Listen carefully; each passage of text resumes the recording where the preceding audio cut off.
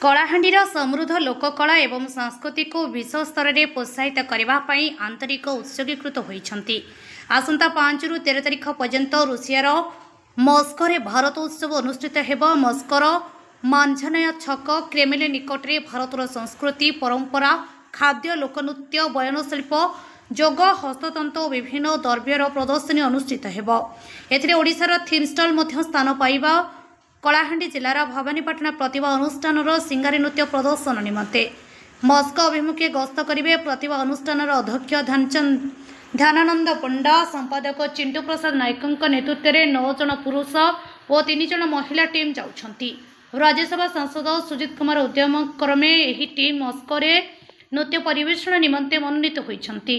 अंतर्जातीय मंच में कलाहांडीर लोककला संस्कृति को प्रोत्साहित करने एक निष्ठापर उद्देश्य एवं दृढ़ प्रतिबद्धता सहित कला एवं कलाकार प्रति तांकर प्रेम एवं समर्थन देइछंती राज्यसभा मान्यवर सांसद श्री सुजित कुमार महाशय।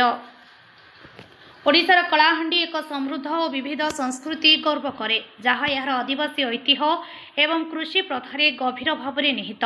कलाहांडीर सांस्कृतिक परिचय लोकनृत्य घुमुरा पगड़ी एवं मयूर पर सहित पुरुष मान द्वारा प्रदर्शित एक नृत्य एवं ढेमसा एक नृत्य जहाँ प्रायतः विवाह एवं पर्वपर्वाणी सहित जड़ित। कलाहांडीर प्राणवंत लोकनृत्य परंपरार प्रमुख उदाहरण।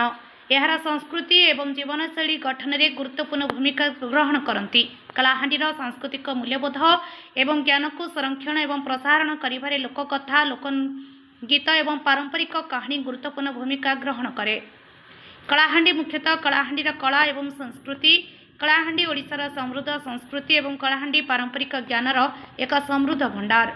लोककथारे लोककथा पारंपरिक मूल्यबोध को बजाय रखिबा एवं कलाहांडी लोकनृत्य पुनर्जीवित करिबारे कलाहांडी प्रतिभा अनुष्ठान एक गुरुत्वपूर्ण भूमिका ग्रहण करिसेंती।